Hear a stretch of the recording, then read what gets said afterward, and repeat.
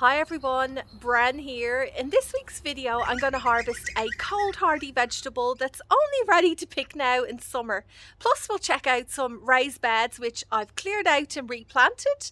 But first, let's check out how the sales went on the flower bouquets this week. Here are the bunches of flowers which I dropped off to Tarmore Garden Centre this morning, and I've got some good news. The bouquets from last week all sold out, which put a big smile on my face when I found out that news.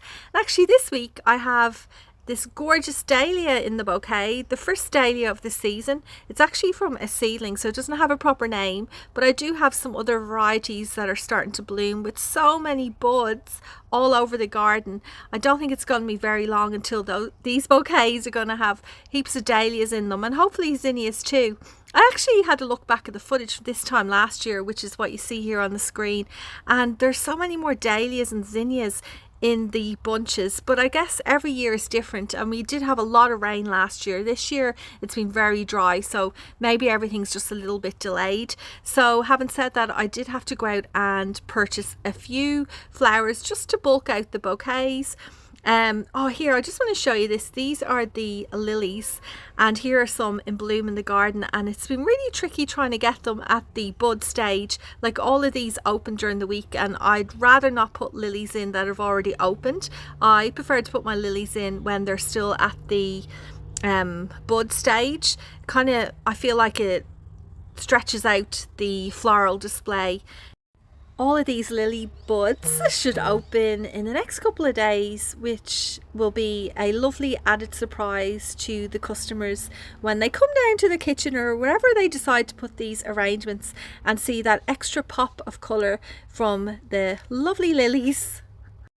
Hopefully these will all sell. I'll let you know how they go next week.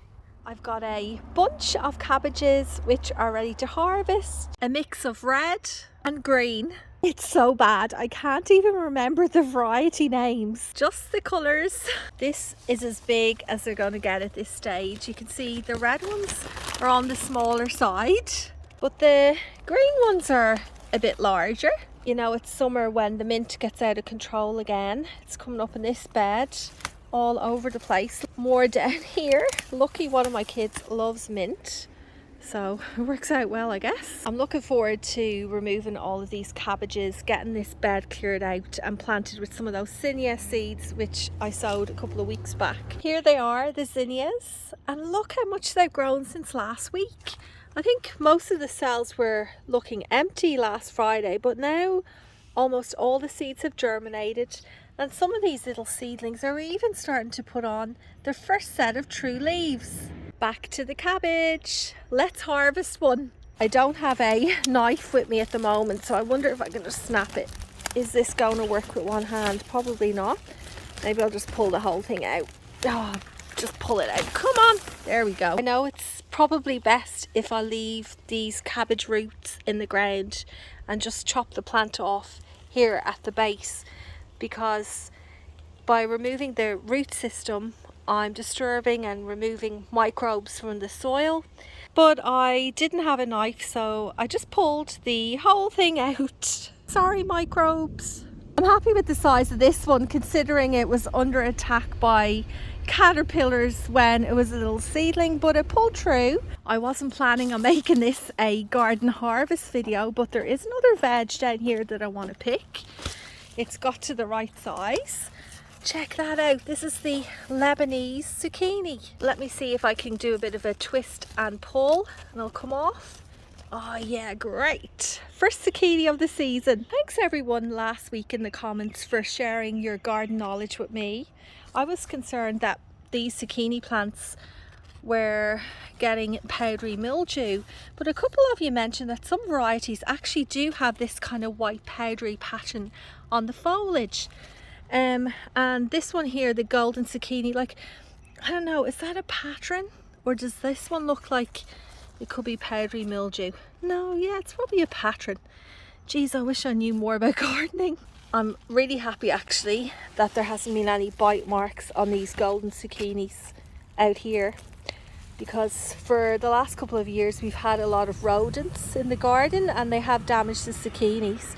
Perhaps they don't know where they are and they just haven't found them yet. But hopefully not. Hopefully there won't be too many rodents around this year and my family will be able to enjoy these. And look at this.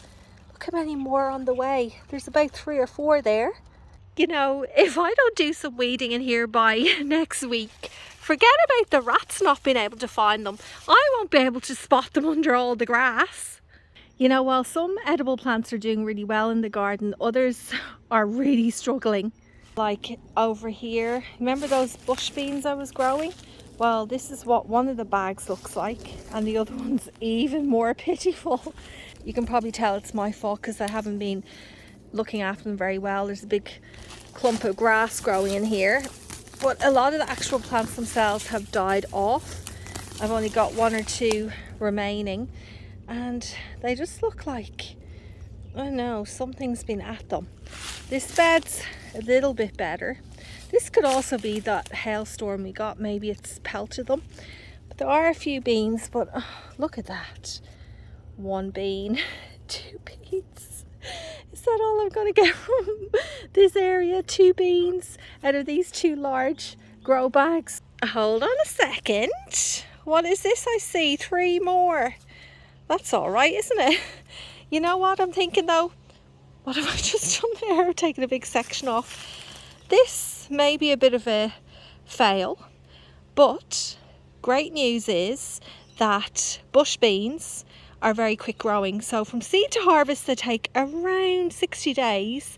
So just because this didn't work out the way I expected, it doesn't mean I can't give it another shot. So I'll clear these out and re-sow some seeds, and in around 60 days time hopefully I'll have more of a harvest than just 5. While I'm on a bit of a roll, I'll leave these here and show you some more stuff that's not working out for me. These are the 3 cucumber plants, and one of them is looking like this.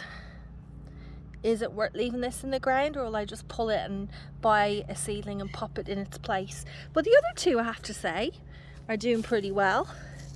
And it looks like this one's even starting to get a bit of a flower on it. The other one, a flower on it as well. Beside those bean plants, this is the bed where I had the tiger melon seedlings. I originally put 3 in here. Then I ended up just having 1. And as you can see, there's none left.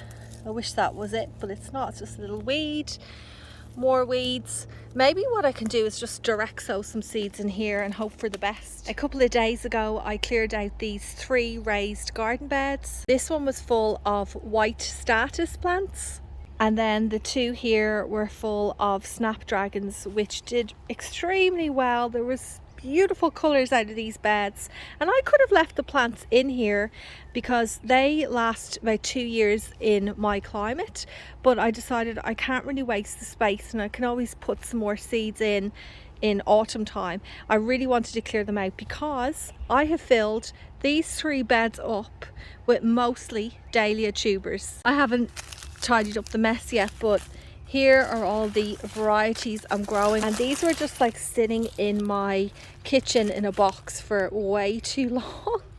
I really had to get them in the ground. So these will probably flower in February at this stage, whereas my other dahlia tubers or dahlia plants that have been there for a couple of years now, they are already starting to flower, as I showed you a bit earlier, and lots and lots of stems and buds everywhere. Opposite those beds I also have these 2 raised beds which are full of new dahlia tubers. I can't remember if I showed you these. I put them in maybe 3 weeks ago, something like that, and they're already starting to pop through the soil. Have I mentioned to you yet that it's so hot out today, like humid?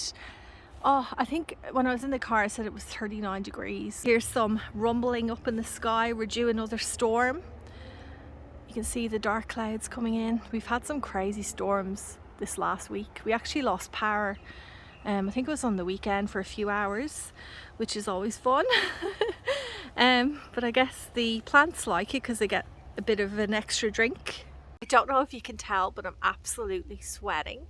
That's probably a bit too much information, but I had to mention it because I need to go inside. It is boiling hot out, super humid.